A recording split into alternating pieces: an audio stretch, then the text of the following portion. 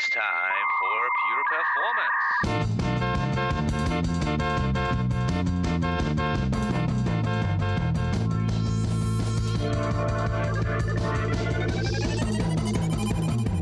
Get your stopwatches ready. It's time for Pure Performance with Andy Grabner and Brian Wilson.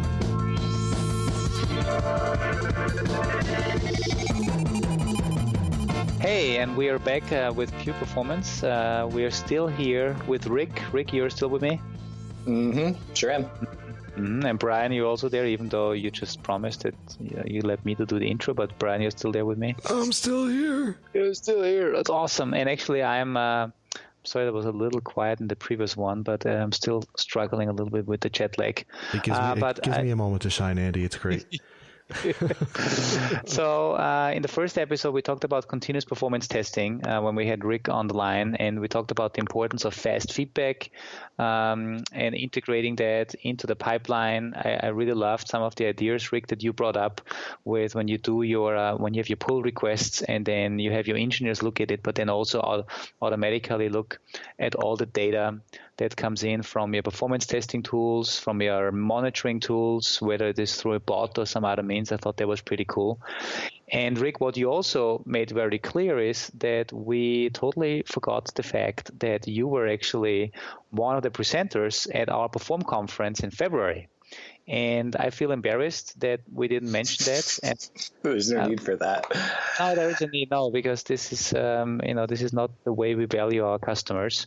It's just been, the only excuse that we had that both Brian and I were busy and we didn't get to see your presentation. But you talked about evolving performance engineering, I believe. Was that the title? Yes. It had a really long subtitle, but yes, that was the point of the talk, certainly. Oh.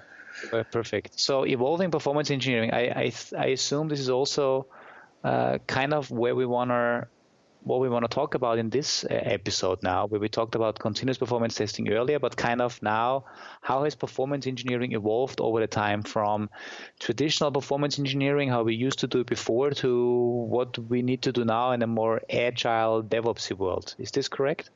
Yeah. So I think there's a lot of things that I borrow from performance engineering in a DevOps world, which is often something that Mark Tomlinson talks about. But I have my own experiences and my own sort of direction and things that I see and feel about performance engineering, even in established Agile cultures, like where it's still not quite moved up. And I'd like to expand on that. And I think too, what we're going to uncover here, which we discussed a little before the recording, is sort of the definition of performance engineering versus maybe performance testing, which I kind of lean towards a definition in the earlier phases, and when you cross that threshold to becoming a performance engineer, when can you put that actual official hat on? So anyway, I just wanted to throw that in there before you go in, just to tease the idea a little bit. Sure. Yeah. So I basically, I'd like to just sort of tell the story, and then that should lead us up to where we are today and where we need to go. But I guess the first question that I have to lead it off with a question, because I know, Brian, you used to work for HP. Nope. Is that right? No. Was this prior to HP? Where did you work? Before Dynatrace, I was at WebMD. Oh, okay, but you were their load runner guy. Yeah, but I've been a load runner. I was a load runner guy from about 2001 until 2011 when I joined Dynatrace. Yeah, and Andy, you were at Borland, right? Exactly. Yeah, Segway and then Borland. Yeah. So both coming from sort of the performance testing background or load testing sort of background. Back then, was the term performance engineer meant to be? Was that equivalent to performance tester? I don't think I ever came across that until the very end of my time as a performance. Yeah, I think so too. I think it was I don't think I ran across this term either, and I believe we only talked about performance testing and load testing and performance testers that run their tests, and they did their work, which was something at the end of the development cycle, which is, what you do at the end. This is testing, and then performance testing was just something, a special type of testing.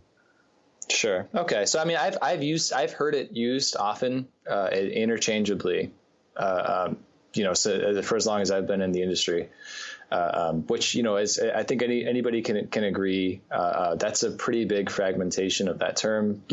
Given the way that I apply it, which is somebody who's not only focused on pre-production and load testing, but also like analyzing, getting deep in terms of the code and the configuration and the architecture and everything, and looking at how can we make this thing run faster? How can we parallelize and get value? And right, and you mentioned that the cross, the interchangeability of the things since you've been in the industry, but you've been in the industry for, I think you said, about 5 years now, right? Right, exactly. So that's the interesting thing, is because, obviously I was going back from 2001, Andy. I'm not sure when you started in all this, but I think maybe somewhere between 5 and 7 years ago, I'd say, is when this concept of performance engineer, or at least when I first started hearing about it. So I just find that kind of fascinating that, you came in when it started being tossed around. So there has been, it's just a difference, I guess, in the perspective, because I remember when I first started seeing that term popping up, and of course I immediately started calling myself a performance engineer until I started thinking about it more, but please continue on there. I didn't want to sidetrack too much. No, yeah, sure. I think that's, there's no central definition of it. And I think people who are leveled up, feel like it should be a leveled up term. Other people think that there's like something in line of a performance architect. And I would hope that anybody who is an architect is a performance architect, and so we don't need that very specific title. And then the people are just good engineers, and that means that they're pretty wholesome, or at least T-shaped. You know what I mean? Like, I specialize in performance analysis. Somebody else on my team specializes in testing, but we all can do automation. We all can do analysis. We all can do test writing, that kind of a thing. But anyway, traditionally, go ahead. I just want to put one thing in. It's the definition that Mark gave at Perform, and what is performance engineering, and it was from Jim Duggan, from former Gartner guy, and he said, and I'm reading it now, I have the slides here, if you can impact the performance of the code before it is written, then and only then can you consider your work to be performance engineering. Otherwise, you're just doing testing. And I thought that was actually a pretty fantastic quote, and I thought that hit it pretty well. If you can somehow impact the code that is written before it gets written, meaning you actually work closely with the engineers, giving them feedback, and then impact the next iteration of their code, becoming part of the story writing, becoming part of the planning. I think that's perfect. That's a great way. Yeah, and maybe that definition is why we have these different things. Because if you think about traditional performance engineering, first part of our story, you're in the waterfall, you're a gatekeeper. There's no room for that definition in that organization. You know what I mean? You are the guy who waits for the performance test requirements, writes the performance tests, schedules the war room call, and then actually executes it, right? But to say that you don't have a performance engineering practice is not something that people really want. So they have this, performance center of excellence that staffs engineers. But essentially, they end up being test writers. They may even be good with tools like Atmon or something like that, where they can help deliver results, but you're still offloading those considerations off to the people at the beginning of the pipeline, the decision makers. Mm-hmm. I think in those scenarios, you have, if you have a good practice, then you have a template Word document that people can fill out, and you've got a process and hopefully like naming conventions and things like that. But because of the separation because we're in a waterfall shop, we're not getting, we're not using a feedback loop, and we're not using collaboration, cross-team collaboration, getting estimation or capability definitions from engineers. You are just reporting results and leaving the decisions and the analysis up to the architects, to the PMs, to whoever might be running the project. And they get to make the decisions of go or no go. or you do based on fixed business requirements. You move into Agile, as so many companies have, and they take the same center of excellence, and they might even take the same sort of artifacts and documents and the same testing things, but their new requirements to live in these shorter sprint cycles mean that, okay, I need to start maintaining these tests. I cannot just rewrite them manually, as I get pulled in for the new version of application A or whatever it might be, right? And so that level of maintenance drives people to have to push their test repos into source control. And that automatically ruled out a lot of the big legacy players in the performance testing space, because their scripts were written in XML, or they were like auto generated C or something like that, and then they looked gross after you recorded them or something along those lines. So people started looking into open source tools. And then you have some leveling up there of people in terms of technical capability. But performance engineering as a practice is still behaving like gatekeepers, because they're still just executing at the end of the pipeline. And you might even be able to give this is good performance, this is bad performance, or this is a risky performance thing. But because we're on the, let's say, the 8th day of a 10 business day, 2-week sprint, we're not going to refactor. Like, we're just going to deliver, and then we'll put an item in the backlog for that, and then we'll address it. And I think what people do is they automatically presume that because we are Agile, we're going to accomplish every ticket that ever gets written for this project. We get to sprint planning, we see the tickets that are there, we pick up what's reasonable, hopefully by priority, hopefully by a decent estimation and talented engineers and everything. But what so often happens is those tests are run and they're maintained, and we give results, but nothing is done with them. We've had that problem here before.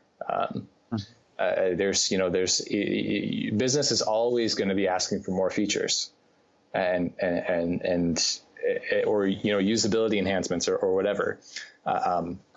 And so performance items, especially if we say this is working in production right now, oftentimes people are willing to just sort of live with the pain, especially if it doesn't affect them, as is so true for many developers. Right. So the people who support it have to continually support it, even though I've written out like a whole. Not saying that this is true, and certainly not saying that this is not true, written out a whole 3-page document with screenshots and code examples of how to remediate a specific performance issue, and attached it to a ticket and just said, please fix this. Yeah, but in this world, we are good, and this is where a lot of people are now. Is we are good. We maintain our tests in central source control. We integrate with tools like Appmon, with automation tools like Jenkins and Gradle, and hopefully have some provisioning capability or something along those lines in order to do environmental control as well. Now, before you go on to the next section, though, I did want to interrupt and say this, to me, from, again, Agile, when I left the performance world and started with Dynatrace, this was just starting to come into the picture. And the biggest question I had in my head was, how does this all fit in, right? Because you nailed it there. Like, if, let's say you have a 14-day sprint or whatever, maybe it's not until the 8th, 9th, or 10th day that the performance tests start getting run. Maintaining those scripts, even if it is checked in, it's still a behemoth of a process. And it results in exactly that same situation where you're saying, hey, we found some kind of performance issue, but no one's complaining about it in production. Does this get put on the back burner? There's still a whole bunch of backlog, a lot of fuzziness. And in my mind, it was always very unclear, how does performance testing and load testing fit into that Agile cycle? And it seemed like it was very sloppily done. Even in this description of it, it's still kind of sloppy and leaves a lot to be desired. So I just wanted to stop you there, because that's always been my issue. So now I'm very, very, very excited to hear where you're taking this. Because let me take it a step further, because I realized something as you sort of reflected that back to me, is even if we are implementing continuous performance testing and we've got meaningful test results from what's happening, I don't know about the shops that you work with, but ours here, every single work item becomes a ticket, which is beneficial. It's a very good thing. But for instance, remediation of some performance regression, such as the ones that you guys use in the test automation slide decks or whatever, would become a ticket. And maybe there would be some detailed analysis data there. Maybe we would link it to Dynatrace through a cool plugin I developed. But whatever the actual outcome is, it would be a ticket. It would be backlogable. It would be ignorable, essentially, at the top level. Mm-hmm. So even if I were giving daily results and had a regression early in the sprint, there still might not be enough time for it. It still might get backlogged. Okay. And in those cases, you have to have, if that is going to be the responsibility of the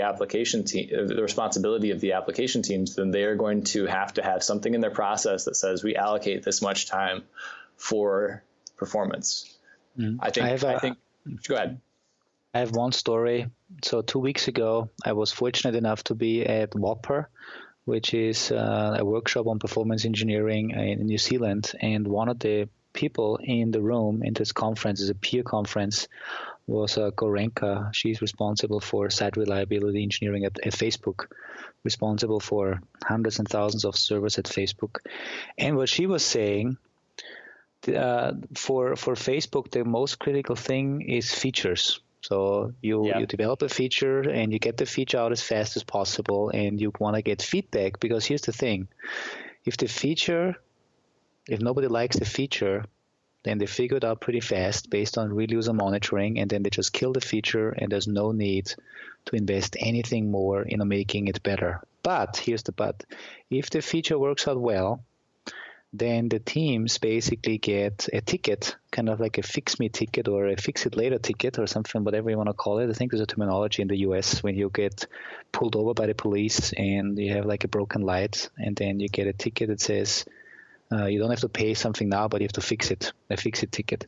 So they get a fix-it ticket that says you have to now improve performance until that particular point in time, because we know the feature is exactly what people want, but right now it's not efficient enough. And with the scale at Facebook, 5-10% performance improvements of a feature are significant.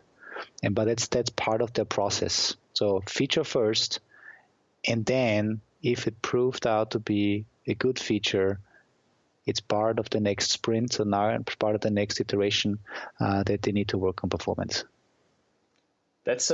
I like that approach. I wish that everybody had enough, I would say, engineering resources that the person who worked a feature or the team that worked a feature or set of features had enough time after GA in order to iterate based on what we find in production.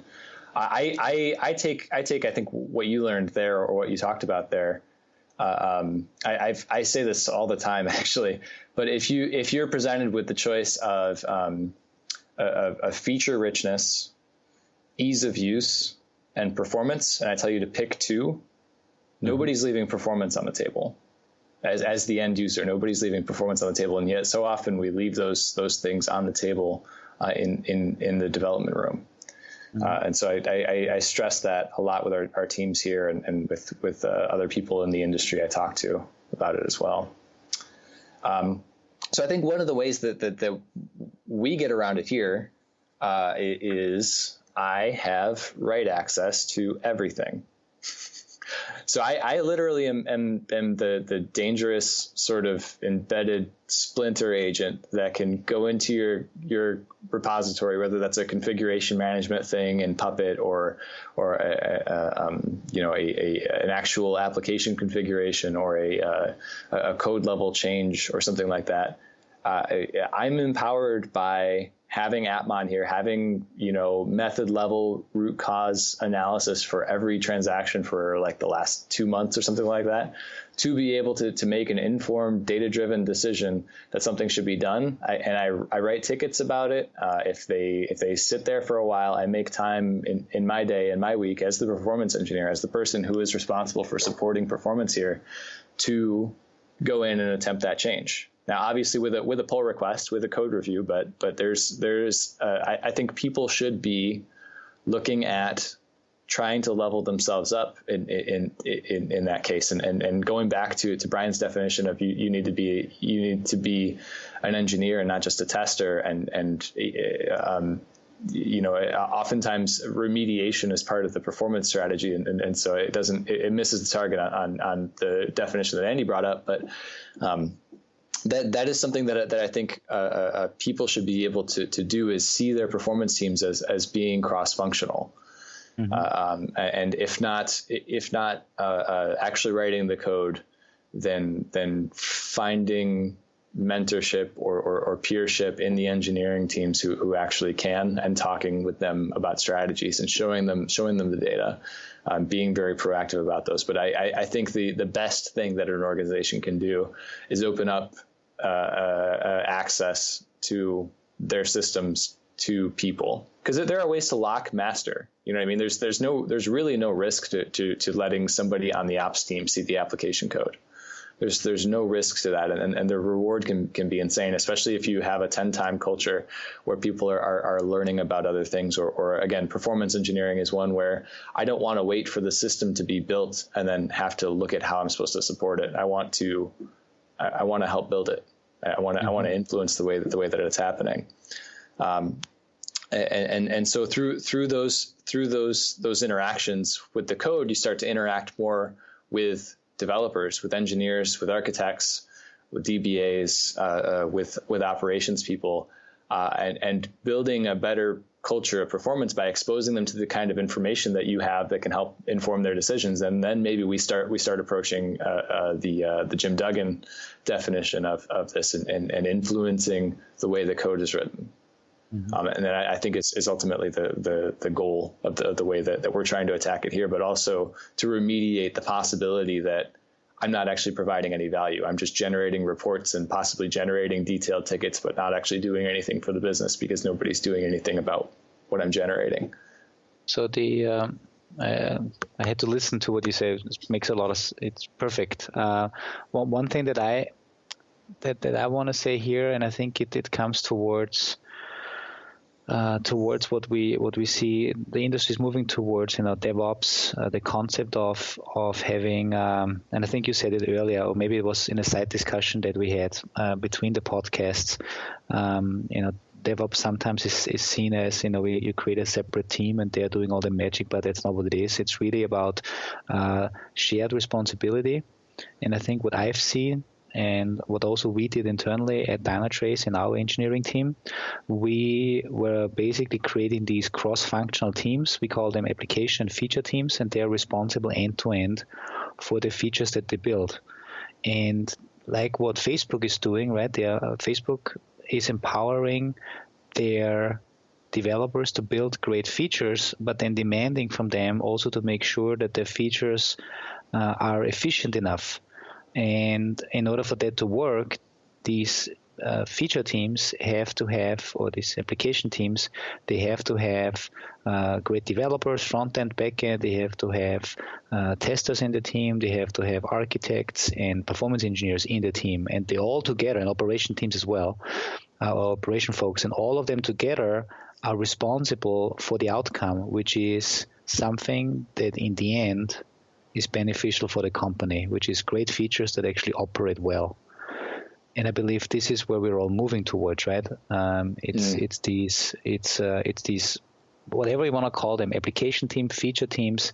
It is basically teams that are empowered end to end to build the right thing, making sure it's properly tested, making sure that it actually can scale, then operate it, and with the feedback from operation, make sure to make it even better, or throw it away in case nobody needs it. I think this is another thing that people need to do.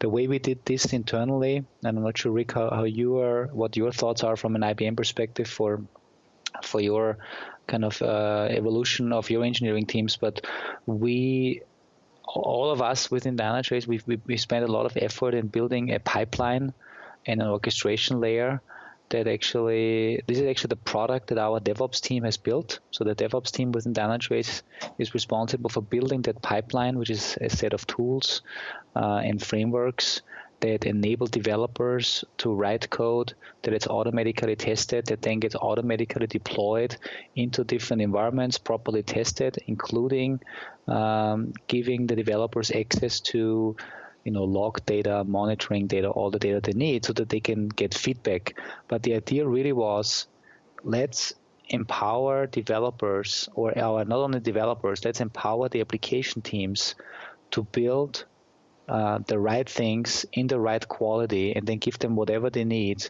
so that they can iteratively also make sure it's performing well and it has the right resource consumption. But I totally agree with you what you said. If I understood this correctly, we have to have these cross-functional teams where we all help together, we all learn from each other, where the operation folks should have an interest in seeing what's coming down the pipe before it gets just dumped in their operation, in their ops environment. They have to have influence, and they should have influence by just collaborating with the engineers and saying, hey, I have something to say. I've learned something over the years, and I believe we should do this or the other way. Yeah, absolutely. I think the other thing that I wanted to mention, and I don't know if it was more appropriate for last episode or this episode, but just that from an engineering perspective, there are good ways that if I am an engineer, that I can apply my time and the CPU cycles of my brain. And I think gathering data and trying to replicate production load is not one of those. And so I'm not going to be doing it for our performance tests. I think my time is better spent doing this analysis, doing any sort of pull request that I can to help implement or help enable other people on our performance tools. But production load modeling is expensive. The only thing that it could serve to tell me is the information that I can already get, which is I open up production. I look at our in Dynatrace AppMon at our production system profile and look at bottlenecks, look at typical capacity or whatever, and then attack from there. So I've got two sources of information now: my tests and my production data, to write out those backlog tickets and then either attack them. Or delegate attacking them, or provide enough information that attacking them is trivial for the seasoned developer or the seasoned ops person or whoever it may be. So that's the only other thing is really just make sure that as a performance engineer, as a performance center of excellence, that you are offloading repeatable tasks to automation and then evaluating really the value that you're providing when you're doing very data or research intensive tasks. The combination of those two things, an evaluation of those can make you that much more valuable to your organization, and then you get paid and you generate a name for yourself and everything. Everybody's happy with everything, and you get a promotion. Hey, I wanted to bring up a point, and Andy, maybe you have a different perspective on it too. When you talk about not modeling production, right? We recently had someone Brian Chandler on, right? And one of the big things, and Andy even did a webinar with Brian on this. So Andy, correct me here if I get the concept wrong, or how maybe it either confirms or conflicts with what Rick you're saying. One of the things that Brian had seen is they were testing an API with maybe 20 functions, and the testing team was distributing the load amongst those 20 functions equally when they were testing it. And then they started raising an issue saying there was a problem because it's not performing well and we can't push this to production, right? It was something that's already in production. They were saying it couldn't, the new build couldn't go because it was performing poorly. But when they went to look at the production, they saw that the load was not distributed evenly amongst the 20 different functions. There were maybe 2 functions that were taking 80% of the load, and the other ones were taking maybe the 20% of the load. And when they took that production model and applied it back to the test environment, they saw the performance characteristic of that API change completely, and therefore it was passing well. So that, and so Andy, am I interpreting this wrong? But to me, that seems like it is a good case to take some production modeling to your do some production modeling. I guess is where I'm going with this. Yes and no. I believe what both of you are saying. I think Rick, you were basically saying agile performance engineering means including looking at production, but looking at the live production monitoring data and then figuring out what's wrong there and then take this information back so to improve. But on the other side, Brian, you're correct. If you have some pre-production tests, then you want to make sure that you model them correctly depending on the real load characteristic. And the example that you explained was exactly right. So it was actually three APIs that were consuming 60% of the traffic, or they were getting hit by 60% of the traffic, and then the other 57 that they had out of 60 total, they were just consuming the rest of the whatever else was left. And I mean, honestly, I believe the world is moving more towards the Facebook model, and we deploy it into production and then figure out how it is behaving. And if we do things like feature flagging, we can even easily revert the change in case we have disaster upon us. And then bring it back to engineering and say, let's fix it before we roll it out again. I think we're moving more into that model where we don't have to run a duplicate traffic of production in a pre-prod environment, especially because it's very hard actually to run production like load. I think we're moving into that direction, but I think a certain amount of load test obviously has to happen in pre-production, and then I believe it's essential that it is realistic. So I believe for that you have to look at production data and then constantly update your load tests or your distribution of load depending on real life production data. Because otherwise you're just testing something that is so unrealistic, and you actually give it a go and you deploy it in production, and then everything falls over because you just tested actually a total different world. And so I'm not sure if I answered the question. I think It's a combination of both. I expect a disagreement on this point. And the one thing that I'll say about the Raymond James case, and I like those guys. I spoke at length with Brian and Graham and Jeff at Perform a few weeks ago. But the thing that they're implicitly doing by having that story is gatekeeping with performance testing, which is something that often an agile company, especially if they are not very nuanced with trying to ingest those results, you're probably doing. You're saying I'm performance testing and it's a go or no go based on these test results, rather than what are our risks and sort of prioritizing them in a more fuzzy way, and then saying we can address it. Especially if you have a weekly release cycle or even a 2-week release cycle of okay, this is our risk. If it's not completely falling over, then we've got an issue. But I would also argue that if I can stress the system and discover a bottleneck, like I'm not only good with production because it's already in production from last week, but I am the day that the production load doesn't look like the production load, I've been proactively preparing for it by eliminating the bottlenecks in my system by throwing unusual load at the system in pre-prod. So I think I understand the two different strategies. I just don't.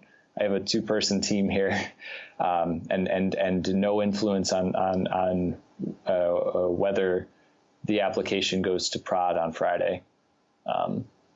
That's really it. Is I'm taking more of a deliver information to engineers, let them make their own decisions, let them be empowered by that, and then also in the back end, help them proactively attack our risks and seeing things less in the black and white, red and green state. So you're delivering what I would call, how do I call it, performance as a service. Yeah. Which actually means, and this can obviously be seen in different ways, performance as a service, or everything as a service these days. But I think, as I explained earlier, where our DevOps team is empowering our developers to deliver features through the pipeline all the way into production, it's basically a pipeline as a service that they provide. And in your case, your 2-man team, you're providing performance engineering as a service, which means giving them access to performance data but it's a service. And so in the end, you empower them to use that service, but make the right decisions. Yeah, coupled with hands-on help. Exactly. So much. Yeah, right, absolutely. Right. Well, another big topic we got tackled here. Yeah, I rolled up my sleeves there at the end. I was really. You sure did. Well, I really want to thank you a lot for taking the time. We're just about out of time for this episode, but I definitely want to give you all a chance to any final thoughts or conclusions. Yeah, I mean, for me, the what I like a lot. I mean, I know you called the title the Agile Performance Engineering and what that means. And I believe now, looking back, and especially what we discussed in the very end, for me, in the end, it's all about empowering cross-functional teams to make sure that they are delivering the right thing to support, the obviously the business success of the company they're working for. And what that means is we need to empower them by providing different services, just as you said, either through giving them some automation APIs where they can kick off some tests automatically and they get feedback, through mentoring, what you also mentioned, right? So performance engineering as a service is it's a combination of tools, automation, but also mentoring. But in the end, we all, as employees of a company, we all together want to make sure we're doing the right thing for the benefit of the company. And in the software world, obviously, that means we need to build the right things in the right way and making sure it's performant, because we know performance in the end has a negative impact on end users, and they don't like us anymore, and they don't spend money anymore with us. So I believe this kind of performance engineering as a service as part of the whole transformation we see with DevOps, where we're going to build pipelines, where we use automation to and where we just empower and ask for cross-functional teams. I think that's a big key, and performance engineering is just part of the whole thing. I have two takeaways. The first one, I just want to get out of the way that I just super love working with the both of you. For the listeners out there, Brian's deep, dark secret is he's actually a super smart, insightful dude. So thank you so much for having me on today. Saying that. The second thing, which was really my original thesis, and I just wanted to make sure I didn't track too far away from, was if you're out there, you're a performance engineer, a performance center of excellence, or performance as a service in an agile company, and you are not, you produce a performance risk, and the code goes into production anyway, and you ticket that performance risk and nobody works on it, you're not providing anything to your business, and it may not be very long before somebody notices. So just really, everybody needs to level up. Everybody needs to evolve. That means getting involved with automation, getting involved with analysis, and potentially, if they're nice, getting involved with remediation. And if they're not nice, then muscle your way into the room and make them nice. And all I have to add, well, thank you for the compliment, Rick. But all I have to add is, well, number one, you're awesome too. And so is Andy. We're all awesome, but seriously. But it really just comes back to something where Andy and I, especially Andy, has been saying over and over and over again, is just level up. Right, no matter where you are. And, earlier in the beginning of this podcast, I was talking about like a performance tester versus an engineer and all, not to in any way degrade someone who is starting out and is in that earlier phase of writing scripts and running tests and learning. It's make that your goal, make that your vision, make that where you want to get to. You might not have all those skills. It might be daunting. And even when we have these talks and I hear some of this stuff, I get, it scares me, the thought of like, oh wow, how would I have fared if I had stayed on that side of the on that side of the fence, if I'd stayed in the performance field and hadn't become a sales engineer, right? There's always a lot of work that I have to do in leveling up, even in my own job now, but it's not the hands-on, here's a release coming up, right? And I'm responsible for this, almost, a live or die situation for the company. If I do my job wrong, it might blow up, so it's definitely a scary thing and there's a lot to learn, but make that your goal, level up. And even if you do level up, never stop, just keep pushing and pushing and pushing, because that's where it gets more and more and more and more fun. So keep on keeping on, really is what it comes down to. I guess that's the end of this episode. Again, I think so too. I'm really sorry that I'm just fighting with my jet lag here. I would have liked to have more energy. It was really great. Do you want to maybe re-record it tomorrow? Well, we didn't finish this one yet. Yeah, it's Saturday morning. Let's do right after I watched the Dungeons and Dragons cartoon on, I forget which show that was on. Seesaw? What? Seesaw? Which one? Dungeons and Dragons? When I was little, there was a Dungeons and Dragons cartoon. Okay. I thought you were talking about what's it, Harmon? It's not Harmontown, but it's Dan Harmon's. He does Dungeons and Dragons, and they animate over it. Oh, that's I haven't awesome. watched it. It's supposed to be pretty funny. That's pretty awesome. I like Dan Harmon. Anyhow, I just think that my girlfriend Gabi would not be happy if I'm gone for 4 weeks, then I'm coming home and then I spend my Saturday morning recording another podcast. But yeah. What I thought was very interesting, Andy, though, was hearing you getting excited with your more subdued tones, because you could see suddenly like you're quiet and you hear something and you just start trying to perking up and you're like, oh my gosh, this is just so what I want to talk about. And it was kind of like the groggy Andy. But anyway, Andy, thank you for doing this on such a tired time frame. Okay. The real Andy, ladies and gentlemen, the real Andy will be back on the next podcast. We promise you that. If not, we will have a robot Andy, and you won't know the difference. He'll just come on and say level up and I don't know. I'm making fun of you now. All right, anyhow, thank you. We're rambling. Thank you, everyone, for listening. Again, you can contact us through via email if you want, the old-fashioned way, pureperformance@dynatrace.com. You can do Twitter feedback at pure_DT. I'm Emperor Wilson. We have Grabner Andy, GRABNER ANDI, and go ahead and file complaints or issues on Rick's GitHub repository at, what is that again? DJ Smoothie Jazz? What is it? DJ Ricky B. There you go. All right. Thank you, everybody. And DJ Ricky B, are you, because we've bumped into each other several times at conferences the last year, anything that is coming up for you? I missed the deadline to submit to the next couple stars. I don't think I'm going to get to go to Velocity, so I think I'm going to be pretty boring this year. We'll see. I just saw the submission deadline coming through. It is the email from DevOps East and DevOps West. I think one of the two. It could be an interesting one. Maybe keep that in mind. I will. I'll look at that. That was a good conference last year. And Andy, do you have anything coming up? I think I do. I'm actually going to be in Switzerland in 2 weeks at the Swiss Testing Days, which I believe is probably after this one airs. I'm now on a DevOps panel. All right. And I'm doing some Jenkins work next week in Boston, the Jenkins Dojo and the Jenkins Meetup. Is that with Thomas? That's with Thomas, exactly. Okay. Yeah. Excellent. Yeah. Friend of the show. Yeah. And then there's more coming up later this year. Everything should be on the community. We have a website, a page that is called Upcoming Events.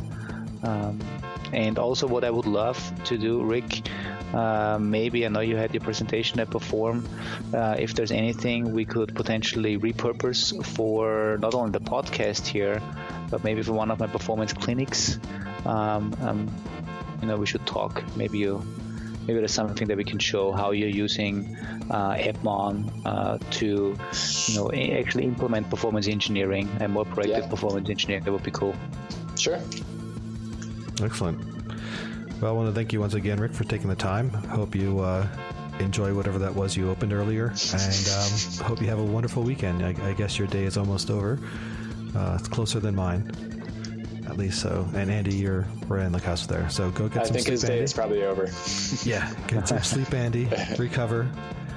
And we'll talk to you all soon. Thank you all for listening. Thank you. Bye. Bye.